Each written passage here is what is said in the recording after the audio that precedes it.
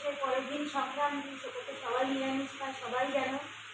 তা আমাদের গোবিন্দের মন্দির যখন আছে, আমরা নিরামিষই খাওয়া ঠিক করেছি, তাই গোবিন্দকে একটু সেবা দিয়ে আমরা সেই সেবাটা নিচ্ছি।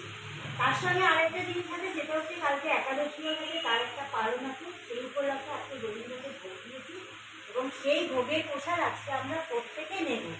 যদি কেউ খেতে চাও তো সবাই চলে এসেছে, ঠিক আছে? আর আমাদের এই গোবিন্দের মন্দিরে তোমরা যার যার ইচ্ছে এসে দর্শন করতে পারো। আমাদের এই গোবিন্দের কৃপা প্রচুর প্রচুর।